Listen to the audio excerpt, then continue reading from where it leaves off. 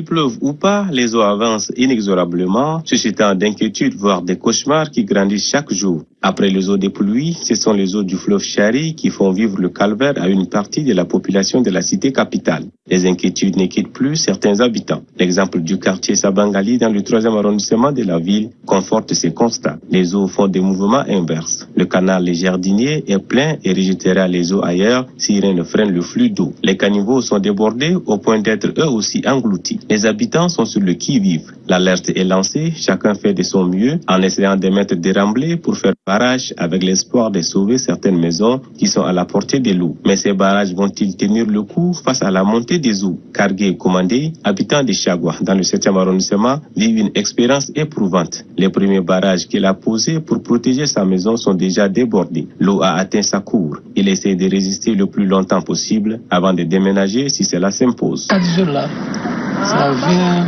beaucoup. Toi, en 2 jours là, tout est déjà plein dans la maison. On est en train de faire du mieux. Peut-être que dans quelques jours, si ça peut s'arrêter, comme ça, sinon on n'a pas de choix.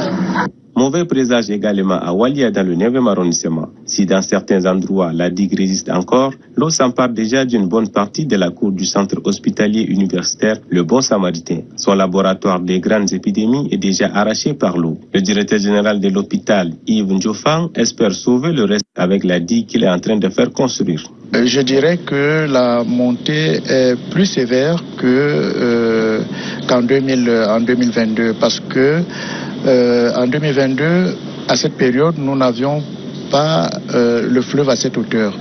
Là, nous avons le fleuve presque au niveau où on l'avait autour du 15 et 16 octobre 2022.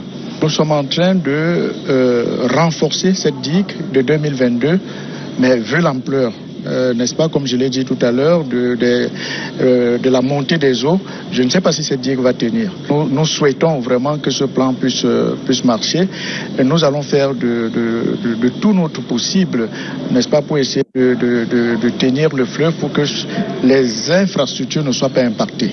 Selon les experts hydrométéorologues, la montée des eaux est loin de s'arrêter. Le pic de 8,14 m en 2022 pourrait être atteint la semaine en cours.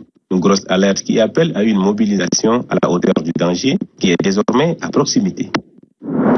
Amener les Tchadiens à rejeter la violence, c'est simplement de promouvoir l'éducation à la culture de la paix, qui appelle en fait au respect d'autrui, au respect de soi, au respect des institutions, au respect des valeurs même de la paix, le rejet de la non-violence, la compréhension, la résolution des conflits à travers le dialogue.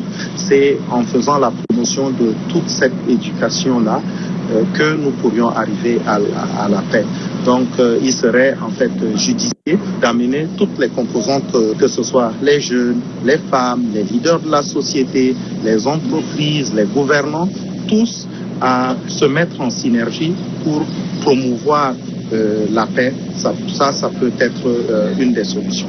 Le concept de la paix ne se limite pas seulement à l'absence de la guerre. Vous savez, même les Nations Unies, en 2015, ils ont dit que pour avoir la paix, il faudrait atteindre certains objectifs qu'ils ont appelés les objectifs du développement durable. Donc, pour avoir la paix, il faut lutter contre la pauvreté, lutter contre la faim, il faut éduquer, il faut promouvoir la santé, il faut donner accès à l'eau, accès à l'énergie, protéger l'environnement. C'est tout ce concept-là, c'est tous ces objectifs réunis qui vont vraiment mettre en place un milieu propice pour promouvoir la paix. Donc la paix ne se limite juste pas à l'absence de la guerre, parce que nous pouvons simplement tomber dans une paix négative qui peut nous amener vers des guerres ou des cycles de violence encore plus néfastes.